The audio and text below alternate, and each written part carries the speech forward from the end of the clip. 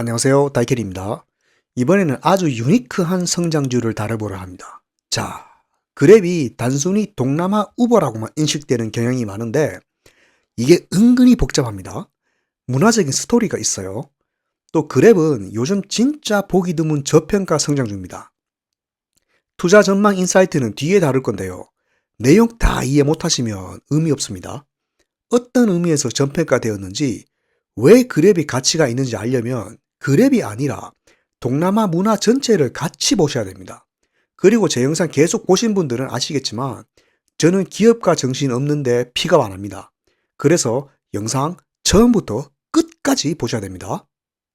자, 우선 CEO의 배경부터 봐야겠죠. CEO 안소니 탄은 말레이시아 자동차 대기업 탄청 모터스의 후계자라 합니다. 교육도 잘 받았어요. 시카고 대학 경제학 전공, 하버드 경영대학원 석사. 잠깐만. 이렇게 보면 이거 완전 금수저? 그냥 금수저가 돈 있다고 우버 뺏겨서 스타트업 한 거네요. 실제로 금수저들 취미로 스타트업 흉내 많이 냅니다. 하지만 보이는 게 전부가 아닙니다. 사실 안소니탄 스스로도 그렇게 부르지만 사실 안소니탄 스트리트 파이터입니다. 자, 그러면 어떻게 이 길로 빠져들었을까요?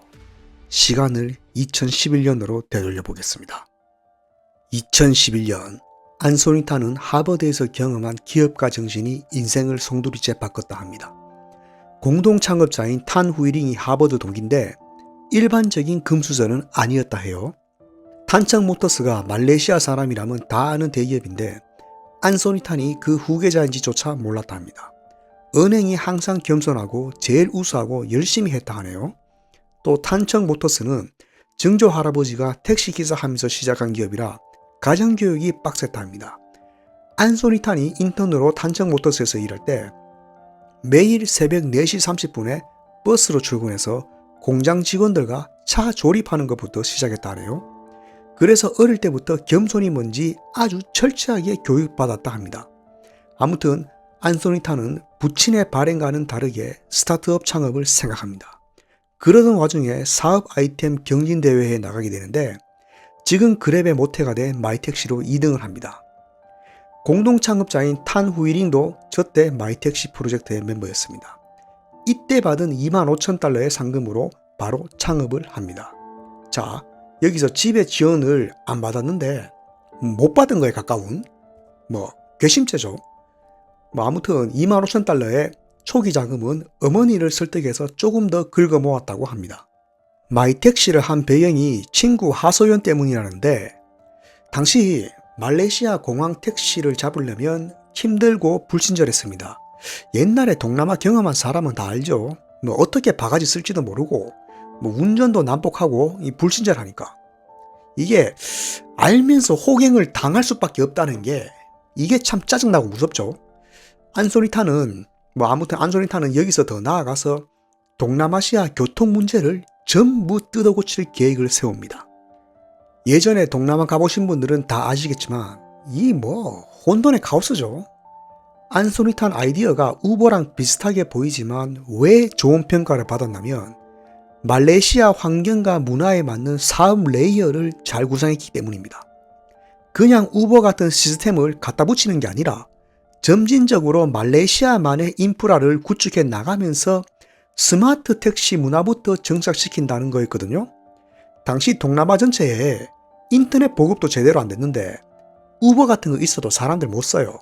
그러니까 경험의 빌드업이 우선돼야 되고 테크를 쓰면 더 편해진다는 인식부터 생겨야 됩니다. 그래서 안소니탄은 아주 그냥 바닥부터 시작합니다. 공항, 호텔, 주유소 하나하나 돌아다니면서 택시기사 하나씩 잡아서 간단한 음식이나 음료수 돌리면서 설명하기 시작합니다. 첫 난관에 부딪히는데요. 실컷 설명하는데 이 스마트폰이 없어. 그게 뭔지 모르는 케이스가 대부분이었다는 거. 그래서 이동통신사 임원들을 찾아가서 그랩 택시 기사들한테 스마트폰 구매 보조금 좀 지급해달라고 설득까지 합니다. 결국 발로 40명 확보를 하면서 어떻게 서비스는 돌려보게 됩니다. 당시 교통 문제는 정부까지 포기한 상태였습니다. 안소니탄 말대로 다 실패한다 소리 들었는데 일단 말이 안 되는 게 스마트폰 보급률도 떨어지고요. 동남아 국가가 진짜 복잡합니다. 지방별로 문화도 다르고 제도도 다르고 언어까지 다릅니다. 이런데 어린 놈이 찾아와서 스마트폰으로 교통 문제를 해결하겠다? 이 말이 안 되는 거죠. 어쩔 수가 없는 게 동남아 전체가 카드를 안 쓰거든요. 그래서 그랩에는 아예 현금 거래 기능을 넣었는데 당연히 관리가 안 되죠. 제대로 된 추적 기능이 없으니까요. 그래도 그랩은 포기 안 하고 시행착오를 거듭하면서 현금 거래 기능을 더 정교하게 개선해 나갑니다. 아무튼 발로 회원을 만들면서 택시 기사가 실제로 써보니까 진짜 승객이 늘고 수입이 느니까 그랩 신청서를 다른 기사들한테도 돌리기 시작합니다. 이게 점점 불어나면서 2년 안에 20만 명으로 늘어나 버리는 거지. 상황이 이렇게 되니까 우버가 그냥 놔두질 않습니다. 돈이 돼 보이거든. 우버가 애초에 동남아에서 시작을 안 한 건 교통이 너무 카오스라서 여긴 가망이 없다고 봤거든. 근데 그랩이 하는 거 보니까 뭔가 되겠어 이거. 그러니까 반대로입니다. 그랩이 우버를 뺏긴 게 아니라 우버가 그랩이 개척한 시장에 그냥 숟가락을 얹으려 한 거예요. 물론 사람들은 우버가 압살할 거라고 봤습니다. 우버의 전략은 간단했습니다. 압도적인 자본력과 최신식 테크로 그냥 밀어버리는 거지. 동남아는 인터넷 보급도 느리고 모바일은 막 시작한 거라 기술력이 진짜 후달렸거든. 우버는 이때 이미 최고의 기술력을 가지고 있었죠. 보통 비슷한 비즈니스 모델이 돈으로 밀고 들어오면 100% 지게 됐습니다. 하지만 우버는 고전을 면치 못하게 됩니다. 애초에 30%도 안 되는 인터넷 보급률에 고급화 브랜딩이나 최신 시스템이 먹힐 리가 없습니다. 아까도 말했지만 우버 같은 건 어느 정도의 인프라가 갖춰질 때 먹히는 서비스거든요. 또 우버는 글로벌 포맷이다 보니까 동남아 사람들 기호에 맞춰서 바꾸기도 힘듭니다. 또 간과한 게 뭐냐면 택시 기사뿐만 아니라 드라이버 희망자까지 이메일 주소조차 없다는 거. 일단 스마트 캡이랑 승차 공유로 돈 벌 수 있다는 인식은 생겼지만 우버는 가입조차 못하는 거지. 여기서 그랩은 이거를 역이용합니다. 아예 오프라인 영업소를 늘려서 수동으로 드라이브를 더 늘려가 버립니다. 이런 영업소를 만들어 놓고 막 사람들 불러 모아가 신청서 받고 설명하고 앱도 깔아주고 드라이버 등록 교육까지 시키는 거지. 그리고 또 찌라시 나눠주면서 삼촌들 좋으면 이거 다른 사람들도 좀 소개해줘요 이런 거지. 그러니까 매일 신청자 줄이 터지는 겁니다. 시대 역행 같지만 진짜 스타트업적인 역발상이에요. 자기들이 제일 잘 알고 잘 할 수 있는 승부를 해야 됩니다. 이게 스타트업입니다. 당시 우버팀도 왜 힘들었는지 말합니다. 그랩은 그런 영업 방식뿐 아니라 현장의 개발자들까지 와서 드라이버들한테 피드백을 바로 받고 그걸 그대로 개발에 옮겼다고 합니다. 반면에 우버는 글로벌 포맷이라서 하나 현지 사정에 바꾸려고 해도 힘들고 지시를 기다려야죠. 아무리 우버가 앞서 나가는 플랫폼이라도 현지 실정에 안 맞으면 의미가 없습니다. 또 아까도 말했지만 그랩은 현금 결제가 가능한 앱입니다. 개발자들이 실시간으로 피드백을 받으면서 현금 결제 기능을 더 정교하게 만들어버리는 거지. 우버는 끝까지 고급화 신용카드를 고수하다가 나중에서야 현금 결제 기능을 도입합니다. 또 우버가 현지 적응으로 삽질하는 사이에 계속 새로운 걸 만드는 거지. 가보신 분 알지만 동남아의 교통수단이 진짜 많습니다. 예를 들어서 3륜차도 그랩으로 해버리는 거지. 또 동남아는 오토바이가 거의 주력 이동수단이라 해도 과언이 아닌데 이걸 또 서비스 개발하는 동시에 정부나 지방기관 돌아다니면서 제도적 문제 해결하고 그랩 바이크를 런칭합니다. 이거 정말 대단한 겁니다. 이런 기동력이 가능한 게 사장이 맨날 밖에 나가서 조사하고 테스트하고 막 개발자한테 지시를 하는 겁니다. 이러니까 사원들이 안 따라올 수가 없습니다. 그러다 보니 자연스럽게 개발자들도 알아서 현장에 직접 나가서 피드백을 수집하는 문화가 생기는 거죠. 이게 바로 그랩의 DNA인 겁니다. 현장 DNA. 우버는 이런 걸 다 사무실에서 앱 서비스 스페셜리스트들끼리 가설을 세우고 테스트를 하는 어떻게 보면 선진적인 방식인데 아까도 말했지만 그런 건 어느 정도의 규칙과 인프라가 있는 곳에서 통하는 방식이고 당시 동남아 교통은 정말 룰이 없는 진짜 정부도 두 손 두 발 다 든 혼돈의 카오스였습니다. 원래 그런 상태에서 서비스를 정착시키려면 현장에서 문제를 파악하고 부딪히면서 실시간으로 만들어 나가야 답이 나오는 거지. 사무실에서 머리 굴려봤자 답 안 나옵니다. 또 그랩은 기술에서도 다른 방식으로 유저를 붙잡습니다. 동남아 전용 8개 국어 채팅 시스템을 만들어버리는 거지. 전화, 이미지 뭐 이런 거 필요 없습니다. 그냥 채팅으로 다 해결되게 만듭니다. 아직도 동남아 사람들 채팅 좋아하는데요. 이런 경험이 정착된 데는 다 이유가 있습니다. 애초에 인터넷이 잘 안 되다 보니까 페이스북이나 유튜브 같은 걸 밖에서 하기가 힘들어요. 그러니까 자연스럽게 데이터 소비가 적은 채팅을 즐기는 문화가 된 겁니다. 최신식 기능이나 새로운 거라 해서 무조건 다 먹히는 게 아니거든요. 그랩이 하는 방식은 지극히 스타트업만이 할 수 있는 방식이었습니다. 아무리 우버가 기술에서 앞서도 그랩의 편의성과 속도에서 넘사벽이고 항상 두세 발은 앞서 있으니까 버틸 수가 없는 겁니다. 우버도 결국 바이크 서비스를 런칭했는데 이미 그랩이 하고 난 다음 17개월 뒤였습니다. 그랩 경영자들 얘기를 보면 항상 말하는 게 겸손입니다.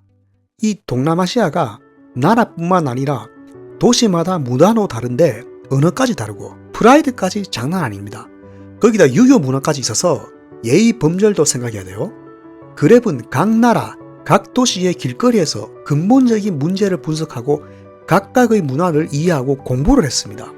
그리고 제도적으로 부셔야 되는 부분들도 우리가 하는 게 좋으니까 따라와 라고 맞서기보다는 각 지방기관의 요구를 수용하고 그걸 그대로 시스템에 적용하는, 어떻게 보면 지극히 아시아적인 테크인데 이게 그랩만 가능한 일입니다. 보통 이렇게 되면 속도가 느린데요. 그랩의 경우는 그런 길거리 조사랑 개발도 동시에 하면서 예상되는 제도적 문제도 사전에 캐치하고 동시다발적으로 프로젝트에 들어갑니다. 동남아 사람들이 자존심이 되게 세고 이게 이웃나라끼리 사이가 되게 나쁘거든요. 동남아가 뜬다, 대박이 난다, 이런 말 때문에 일본에서도 사업 많이 하러 갔다가 피 본 사람들 진짜 많습니다. 하나같이 실패한 문제가 이 존중 부족 때문이라. 특히 일본인들 무시한 건지 오만한 건지 잘 모르겠는데 둘 다지. 동남아에 서비스 내려는 사장님들 많습니다.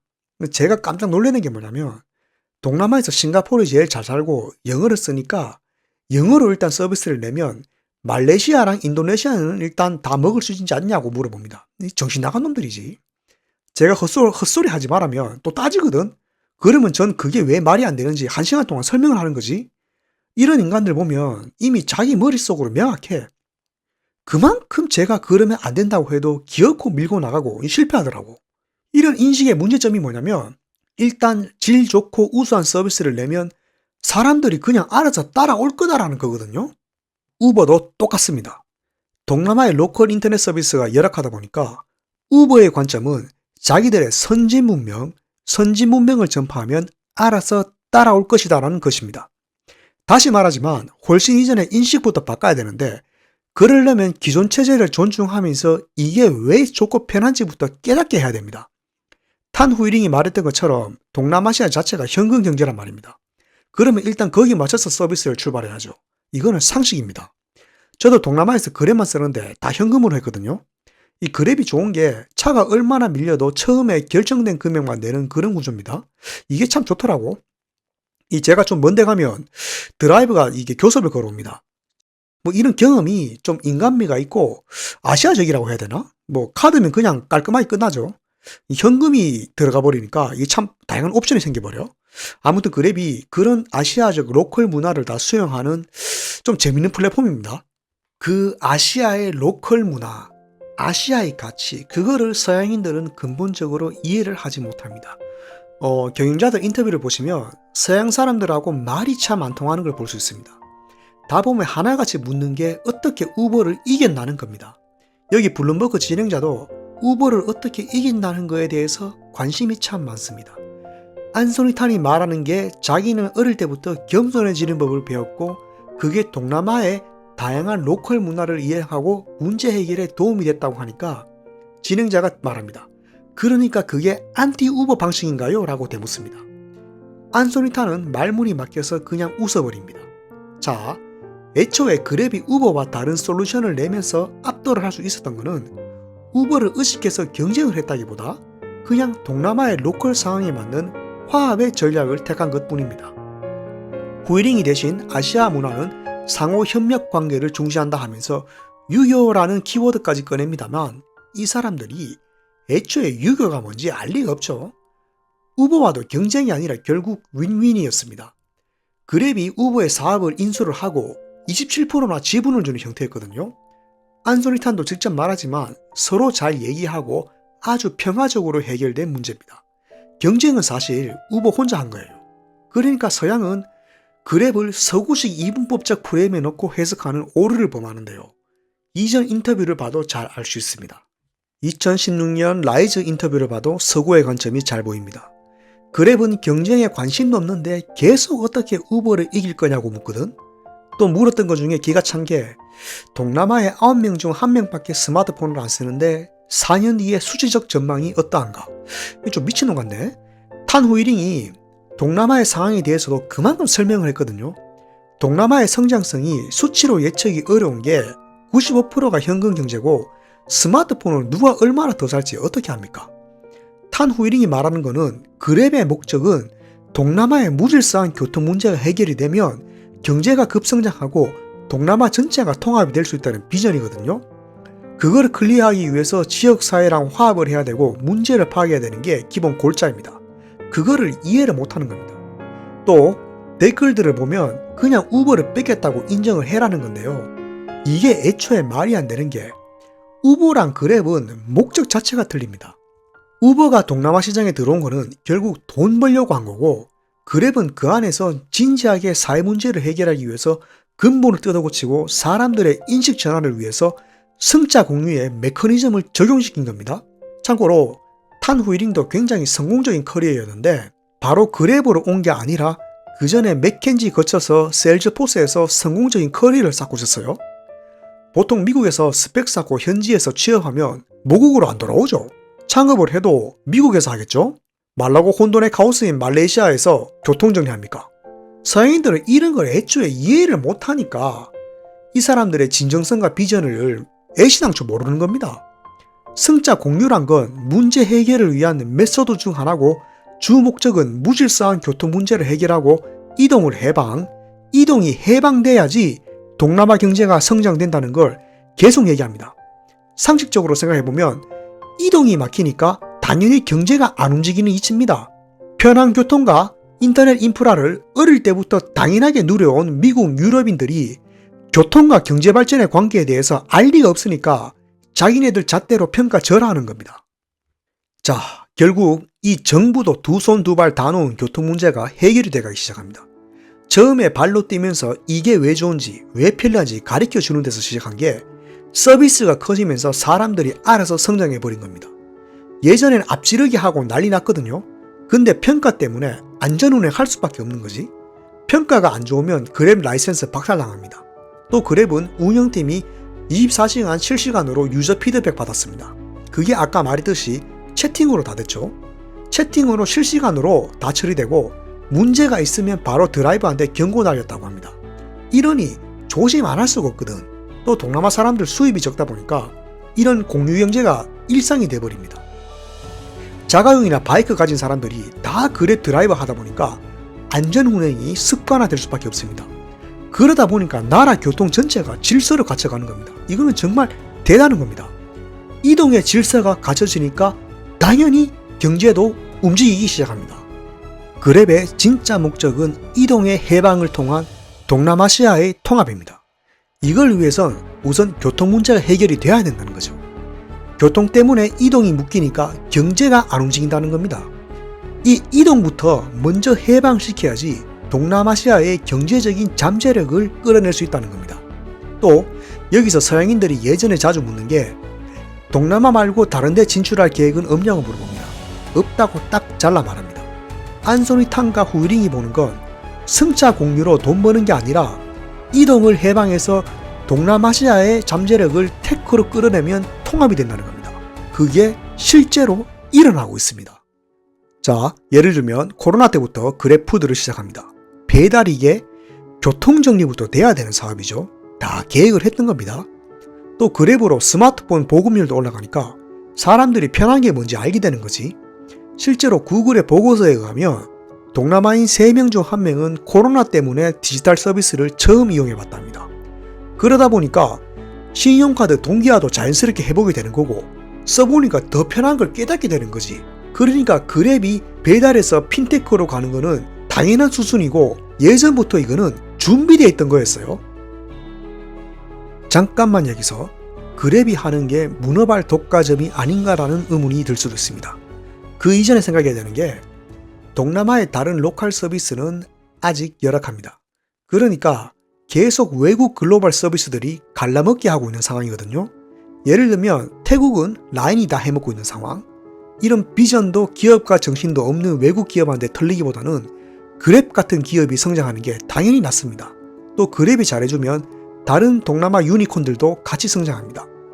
아까도 말했지만 왜 동남아 유니콘이 적었냐면 인프라 발전의 논리로 봐야 됩니다. 동남아 인구의 80% 이상이 PC 웹 문화를 스킵하고 바로 모바일로 왔거든요. 그런 인터넷을 어릴 때부터 계속 경험하고 봐왔던 축적된 노하우가 동남아에는 없다는 말입니다. 또 스마트폰 하나 사기 힘든 동네인데 어떻게 맥북을 사서 앱 개발을 합니까? 누구나 다 아이폰, 맥 다 들고 생활하는 동네랑 당연히 기술 인프라적인 면에서 격차가 날 수밖에 없습니다. 그랩 덕분에 그 십수년의 기술 격차가 다 좁혀졌다 해도 과언이 아닙니다. 그리고 동남아도 개발자 해외 유출이 많이 심한데 그랩이 유니콘으로 입지를 다져주면 당연히 남게 돼 있고 그렇게 되어가고 있습니다. 또 그랩 출신들 중심으로 스타트업 문화도 더 활성화되겠죠.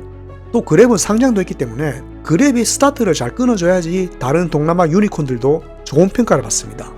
그래서 그랩이 잘 되면 동남아 경제 전체가 성장합니다. 실제 그랩은 성장하는 구조를 만들고 있습니다. 그랩 개발자 커뮤니티에 가보시면 더 이상 예전에 발로 뛰던 그런 그랩이 아닙니다. 완전 실리콘밸리 유니콘 테크 기업입니다. 오히려 우버가 배워야 될 수준이고요. 업계 리딩하고 있습니다.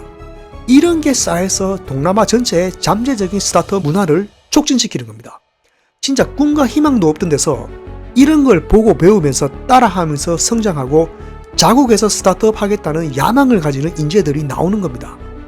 그랩의 성장이 이상적으로 가는 또 하나의 점은요, 사회 공헌적인 스토리텔링도 굉장히 잘 되고 있다는 점입니다. 여기 프로모션 영상 보시면 다 실제 사례인데 빚만 있던 할머니가 그랩 드라이버 하면서 뭐 인생 변한 얘기나 그랩 배달하는 간호사 그리고 그랩으로 학자금 갖고 졸업한 사람 뭐 이런 걸 프로모션을 하는데 이런 휴먼 스토리가 계속 발굴이 되고 있습니다. 뭐 실제로 동남아에서 그랩 타보시면 청각장애인 드라이버 꽤 만납니다. 또 거기 맞는 시스템까지 지원을 합니다.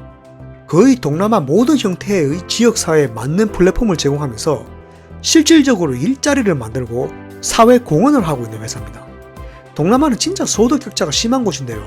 이 드라이버 중에 21%, 소매 업체 중에 31%가 그랩에 합류하기 전에는 소득이 없던 사람이라고 합니다. 이게 그랩 본사인데요. 보시면 제가 다른 영상에서 말한 테크 업계의 현 가치가 모두 공존하는 진짜 유니콘 스타트업입니다.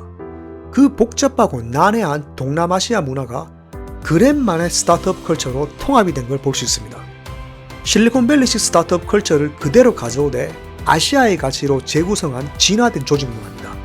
보통 이런 원플로우 실리콘밸리형 스타트업 흉내 많이 내는데 다 겉멋이고 아시아에서 진짜 유니콘 같은 스타트업 여기 그랩밖에 없습니다. 이때까지 해외로 다 유출되던 동남아시아의 우수한 공학 인재들이 실제로 여기에 다 몰리고 있고 거기다가 동남아시아 대통합이라는 사명감까지 가지고 있어서 실질적으로 아시아 최고의 스타트업이라 해도 과언이 아닙니다. 자, 그랩이 설계하는 미래는 동남아 전체가 그랩 1일 생활권 안에 들어오는 겁니다. 이제 보험 교육까지 하고 있는데 그랩 자체가 의식주가 돼버리는 겁니다. 드론 배달도 그랩이 먼저 합니다. 그랩이 그냥 스타트업 이상인 게 동남아 사람들이 그랩으로 디지털 세상이 편하고 안전하다는 걸 이제 깨달아 버렸거든. 원래 몰랐던 사람들이 알았으니까 당연히 성장이 더 폭발적일 수밖에 없습니다. 그리고 또 그랩의 남은 성장 동력이란 게 참 이게 웃기는데 이게 동남아 스마트폰 보급률에 달렸습니다. 예상이 25년도까지 84% 가질 거라고 하는데 지금 동남아 경제 구조상 스마트폰 보급률만 들면 그랩이 오히려 떡상할 수밖에 없는 뭐 이런 희한한 구조거든. 자, 그리고 생각해보세요. 동남아가 또 얼마나 유명한 관광지입니까? 코로나 이전에 동남아 관광객 1억 3천 명이었습니다. 이 1억 3천의 인구가 코로나 끝나고 동남아에 오면 100% 그랩 쓰게 돼 있습니다. 이미 그랩은 그 준비까지 다 돼 있어요. 그랩 이미 호텔이랑 다 연계돼 있습니다. 관광객이 또 놀러와서 뭐합니까? 당연히 돈 쓰겠죠. 그러면 그랩 매출은 더 늘어납니다. 그래서 제가 볼 때는 그랩이 오히려 최고의 리오프닝 테마주란 겁니다. 자, 이런 배경이 있기 때문에 소프트뱅크, 도요타, 미쓰비시, SK, 현대, 네이버 같은 대기업들이 그랩에 투자하는 겁니다. 모든 경제 전문가가 전망하는 게 동남아의 폭발적인 경제 성장이거든요. 근데 동남아에 직접 사업할 필요가 없는 게 뭐 이미 그랩이 그런 로컬적인 복잡한 거를 다 뚫어놨으니까. 그러니까 동남아에서 멘팅에 헤딩하면서 사업하는 것보다 그랩에 투자하는 게 오히려 더 낫다는 말입니다. 참, 그런데 이참 보면 그랩의 그런 미래 가치가 현재 주가에 전혀 반영이 안 돼 있습니다. 이번 폭락도 그냥 손실이 많았다는 건데 이게 드라이버 인센티브 때문이거든요. 또 경영 측에서 공식적으로 22년도에 인센티브 줄일 계획이 없다고 하니까 전망을 낮게 보고 후려쳐버리는 겁니다. 그러니까 아직까지 그랩을 동남아의 우버 정도로밖에 안 보는 겁니다. 그랩을 평가하려면 동남아의 난해한 문화 스펙트럼과 아시아의 가치를 고려하고 동남아만의 잠재 가치도 반영해야 된다고 저는 생각합니다. 그 미래 가치란 게 분열된 동남아가 통합된 경제 구조를 가지면서 잠재력이 폭발하는 건데요. 지금 그걸 가능하게 하고 있는 기업이 그랩이란 말입니다. 동남아가 오히려 몇 차례 테크 발전을 건너뛴 게 유리할 수 있어요. 그만큼 레거시 인터넷 기술과 타협할 필요 없이 바로 새로운 걸 적용할 수 있는 환경이거든요. 그랩이 이미 대륙 스케일로 그런 성장 토대를 만들어놨어요. 참 웃긴 게 회사 성장이 누구랑 경쟁해서 이기고 이런 게 아니라 이게 오히려 스마트폰 보급률에 달렸다는 거지. 이건 참 듣도 보도 못한 희한한 케이스입니다.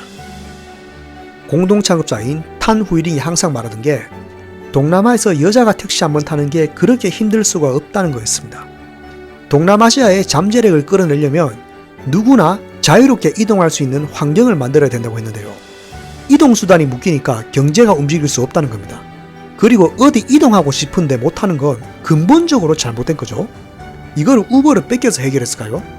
우버의 컨셉은 문제 해결을 위한 메소드 중 하나였을 뿐이고 그랩이 성장한 이유는 겸손과 존중을 통한 지역사회의 깊은 이해에서 비롯된 인식의 전환입니다. 제가 이전에 다룬 회사들, 테슬라도 그렇고 에어비앤비 오픈도 당시에 새로운 기술이나 컨셉은 없었습니다. 공통점이 하나 있다면 하나같이 피땀으로 사람들의 인식을 바꾸고 기존의 체제를 갈아엎는 시도였습니다. 저는 그게 진짜 이노베이션이라고 생각됩니다. 네, 이번 영상 여기까지입니다.